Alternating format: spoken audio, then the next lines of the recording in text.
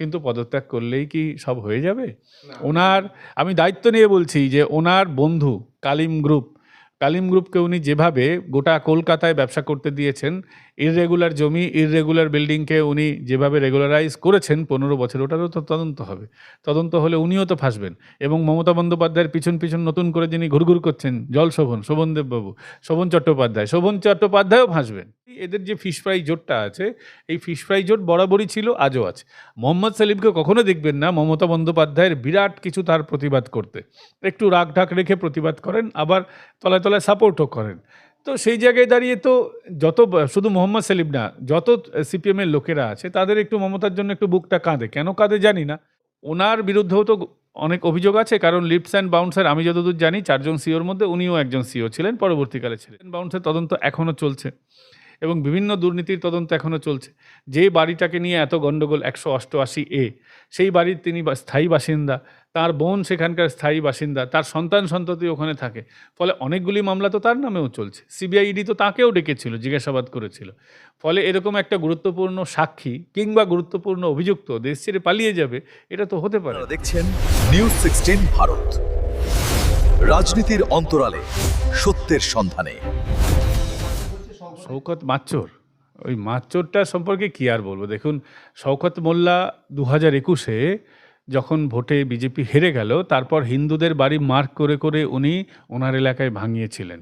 শুধুমাত্র তাই নয়, এখন যেখানে উনি মানে এবার যেখানে লড়াই প্রতিদ্বন্দ্বিতা করেছেন, অর্থাৎ ভাঙড়, সেখানেও হিন্দুদের বাড়ি ওনার নির্দেশে ভাঙা হয়েছিল। কারণ এই অঞ্চলে তিনি দেখতেন, মানে দায়িত্বে ছিলেন না, কিন্তু মমতা বন্দ্যোপাধ্যায় মৌখিকভাবে তাকে দিয়ে রেখেছিলেন। উনি যেভাবে ওই এলাকায় হিন্দুদের উপরে অত্যাচার করেছেন, এটা তার প্রাপ্য ছিল। যদিও ওনাকে অন্য বিষয়ে এবার করা হচ্ছে, তদন্তের আওতায় আনা হয়েছে।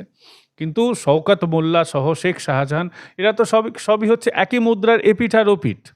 তো এনারা মহিলাদের উপরে অত্যাচার করেছেন, এরা দেশবিরোধী কাজ করেছেন, এরা মনে করতেন। এবং মমতা বন্দ্যোপাধ্যায় তো এনাকে সার্টিফিকেট দিয়েছিলেন। আপনার নিশ্চয়ই মনে থাকবে যে এক প্রশাসনিক সভায় উনি একটা শেড চেয়েছিলেন, ওনার বাস স্ট্যান্ডের শেড চেয়েছিলেন, বা বাস স্ট্যান্ডের কিছু একটা উন্নয়ন চেয়েছিলেন। মমতা বন্দ্যোপাধ্যায় ওনাকে বলছে, এই শওকত, তুই তো বোম বাঁধিস। তো বোম বাঁধিস কার জন্য উনি বোম বাঁধতেন? মমতার জন্যই বাঁধতেন। তারপরে উনি ওটা সার্টিফিকেটটা দিয়েছিলেন। তো এরকম বোম বাঁধা লোকেদের বাড়িতে এনআইআর যাবে না তো কি? এদের বাড়িতে রাষ্ট্রপতি পুরস্কার নিয়ে লোকে যাবে নাকি? ব্যাপারটা হচ্ছে, এখন কে আগে গ্রেফতার করবে? ইডি সিবিআই করবে না সিআইডি করবে? এখন রাজ্য পুলিশকেও দেখাতে হবে আমরা অ্যাক্টিভ, ইডি দেখাবে আমাদের তো এত ভুড়ি মামলা রয়েছে, আমরা তো ঘুমিয়েছিলাম এতদিন, অভিযোগ ওঠে। এটা তার মধ্যে যে একেবারে বাস্তবতা নেই, এটা তো নয়। ফলে সিবিআই ইডির মনে পড়েছে যে রাজ্য পুলিশ যদি আগেই করে দেয় তো আমাদের বদনাম হবে।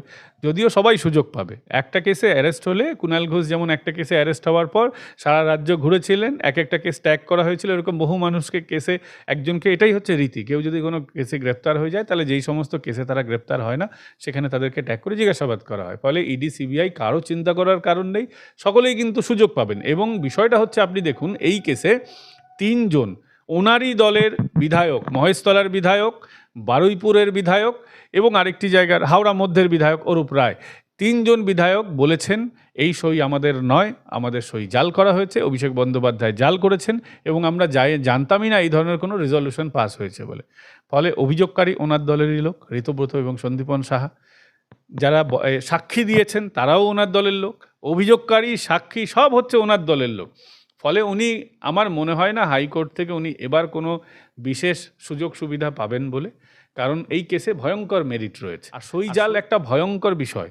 ধরুন আমি আপনার সইটা জাল করে নিলাম, আপনার নামে যদি স্থাবর বা অস্থাবর সম্পত্তি থাকে, তাহলে আমি সেটাকে ক্যাপচার করে নিতে পারি।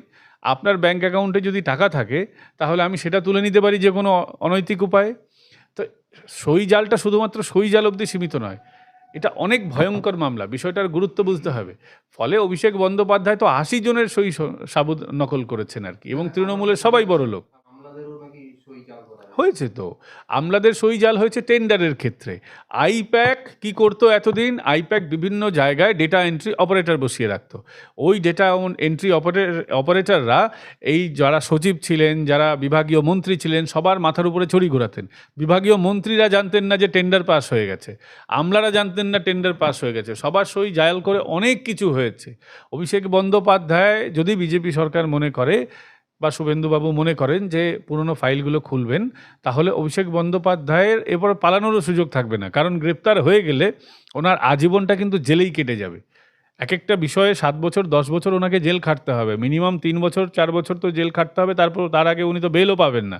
তো এক একটা কেসে এরকম এতদিন ওনাকে বেল নিতে হবে যে ওনার আজীবনটা চলে যাবে কোর্টের চক্কর কাটতে কাটতে, উনি রাজনীতি করার সময় পাবেন না। পালানোর আর সুযোগ নেই।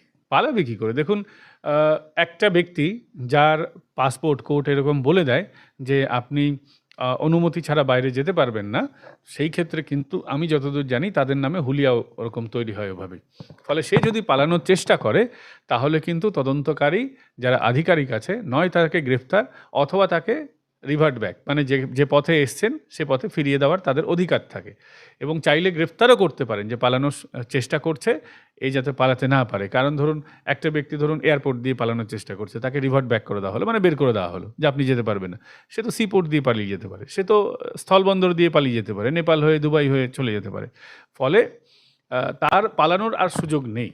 তার স্ত্রী তো এখানকার বাসিন্দা ছিলেন না, এখানে ওই লালু ভুলুটাকে দেখে বিয়ে করতে এসেছিলেন। এখন তিনি তার দেশে থাইল্যান্ডে ফিরে যাবেন। ওনার তো আবার পিতৃদেবের 2-3টে নাম রয়েছে। ওসিআই কার্ড সেটাও তিনি ভুলভাবে নিয়েছেন, প্যান কার্ড সেটাও জালিয়াতি করে নিয়েছেন, আধার কার্ড সেটাও জালিয়াতি। আমি অন রেকর্ড দায়িত্ব নিয়ে বলছি কথাগুলো। তো ফলে রুজিরা নারুলা বন্দ্যোপাধ্যায় বা রুজিরা বন্দ্যোপাধ্যায়, যে নামই তিনি ব্যবহার করুন না কেন, সেটা তো সত্যি কথাই। মমতা বন্দ্যোপাধ্যায় যদি পেয়ারের ভাইপোকে এত আদর না করতেন, তাহলে দলটা আজকে ডুবতো না। তারক সিংয়ের যে সমস্যাটা, সেটা দীর্ঘদিনের সমস্যা। এর আগেও উনি তার বলেছেন যে তিনি কাজ করতে পারছেন না। তার তো জলের ডিপার্টমেন্টটা ছিল এমআইসির, তো তাকে মেয়র সাহেব কাজ করতে দিতেন না, কারণ ওখানে অনেক মধু রয়েছে ওই ডিপার্টমেন্টে। ওখানে মধু আছে, পিডাব্লিউডিতে মধু আছে, রাস্তা তৈরিতে মধু আছে। তো যে সমস্ত মধুওয়ালা ডিপার্টমেন্ট আছে সেগুলোতে উনি কাজ করতে দিতেন না কাউকে। তার জন্য তারক সিং দীর্ঘদিন ধরে, উনি আজকে নতুন সরকার মানে আজকে পতন হওয়ার পর বিক্ষুব্ধ হয়েছেন এরকম নয়, 3-4 বছর ধরে উনি মাঝে মধ্যেই বিক্ষুব্ধ হন, কারণ ওনার ভাগের ক্ষীরটা মেয়র সাহেব খেয়ে যাচ্ছেন বলে। তো এই জায়গায় সমস্যা হচ্ছে। আর মেয়র সাহেবের কাজকর্মও কিন্তু যথেষ্ট সন্দেহজনক।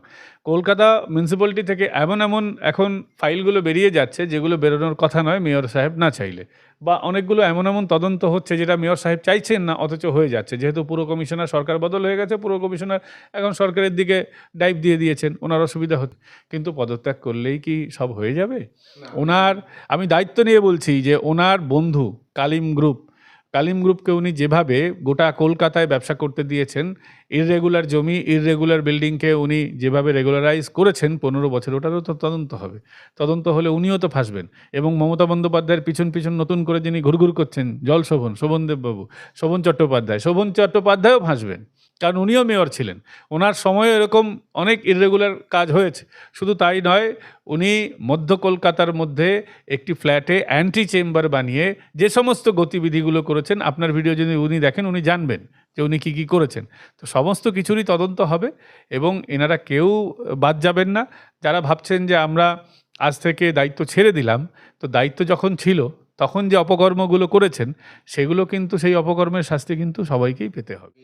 জল থেকে বাঁচাতে মমতারই পরামর্শদাতা করতে চাইছেন।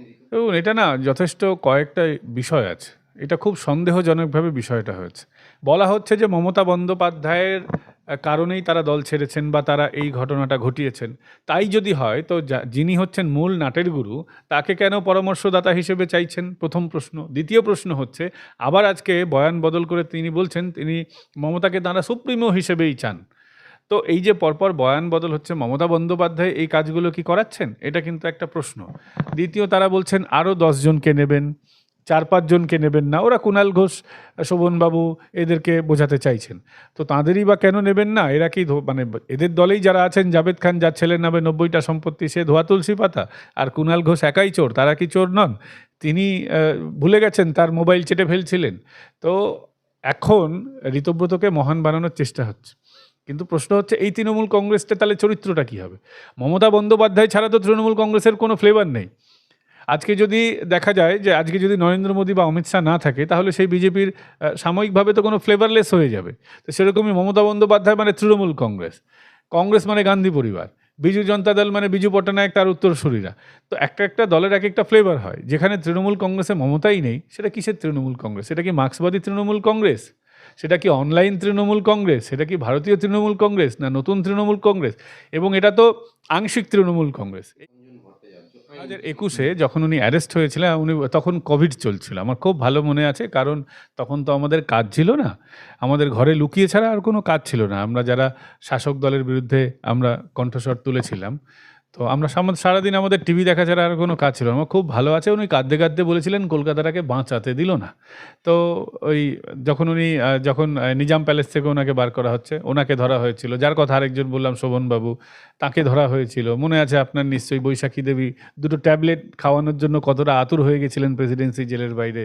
আজকে জীবিত নেই, তিনিও আরেকজন মন্ত্রী ছিলেন, তাকেও সেই সময় ধরা হয়েছিল। অনেকেই সেই সময় ধরা পড়েছিলেন। তো আজকে শোভনবাবু এবং উনি দুজনেই কিন্তু তার বিপদ ঘণ্টা বাজছে। কেউ যদি মনে করে যে তার অপকর্মগুলো সবাই ভুলে গেছে, কেউ কিছু ভোলেনি, সমস্ত ফাইল খুলবে, সবকা নম্বর আয়েগা। কংগ্রেসের সঙ্গে বরাবরই সিপিএম বরাবর ছিল, নতুন না। আপনি দেখুন অভয়ার যখন আন্দোলন হচ্ছে, যখন শুভেন্দুবাবু পেছন থেকে একটা কলকাতা ঘেরাওয়ের ডাক দিলেন, নবান্ন অভিযানের ডাক দিলেন, এবং সামনে ছিল ছাত্র সমাজ, কিন্তু গোটাটাই শুভেন্দু অধিকারীর ব্রেন চাইল্ড ছিল গোটা অপারেশনটা। তখন যারা ছাত্র সমাজের প্রতিনিধিরা ছিল তারা মনে করেছিল যে আমরা নবান্নটাকে একেবারে ঢুকে যাব, গোটা এটাকে খান খান করে দেবো। আমরা একেবারে বাংলাদেশ মডেল যেভাবে হয়েছে তারা সেরকমভাবে ভেবেছিলেন প্রাথমিকভাবে। করতে পারবেন কি পারবেন না সেটা তাদের মাথায় অতটা ছিল কি ছিল না আমি জানি না, কিন্তু তারা চেয়েছিলেন একটা আপরাইজিং হোক, সেরকমভাবে অন্তত সরকারের পতন না হোক, একটু নাড়িয়ে দেওয়া হোক, সরকারকে একটু ঝাঁকুনি দেওয়া হোক, একটা দিক কালীঘাট যাবে, একটা দিক ইয়ে। কিন্তু তখন সেটাকে সিপিএম, আপনার মনে আছে সেই সময় বলা হলো এটা আরএসএসের প্রোগ্রাম, এটা করা যাবে না, এখনই মমতার পতন হলে বিজেপি চলে আসবে। বরাবরই এদের যে ফিশ ফ্রাই জোটটা আছে, এই ফিশ ফ্রাই জোট বরাবরই ছিল, আজও আছে। মোহাম্মদ সেলিমকে কখনো দেখবেন না মমতা বন্দ্যোপাধ্যায়ের বিরাট কিছু তার প্রতিবাদ করতে, একটু রাগ ঢাক রেখে প্রতিবাদ করেন, আবার তলায় তলায় সাপোর্টও করেন। তো সেই জায়গায় দাঁড়িয়ে তো যত, শুধু মোহাম্মদ সেলিম না, যত সিপিএমের লোকেরা আছে তাদের একটু মমতার জন্য একটু বুকটা কাঁদে। কেন কাঁদে জানি না, কারণ সিপিএমকে তো মমতা সরিয়েছেন, ফলে সিপিএমের তো তৃণমূল শত্রু হওয়া উচিত, কিন্তু তারা বিজেপিকে শত্রু মনে করে। সিপিএমের এইটুকু ক্ষমতা নেই যে কয়েকটা রাজ্য দখল করে নেবে, অথচ তারা তাদের প্রধান শত্রু হচ্ছে নরেন্দ্র মোদী, অমিত শাহ। তারা মনে করে যে বিজেপি তাদের প্রধান শত্রু, দিল্লি দখল করতে হবে। আগে বাংলা দখল করো, আগে ত্রিপুরা হারানো সম্পদ দখল করো, কেরালা দখল করো, তারপর তো তুমি দিল্লি যাবে। দেখছেন নিউজ 16 ভারত, রাজনীতির অন্তরালে সত্যের সন্ধানে।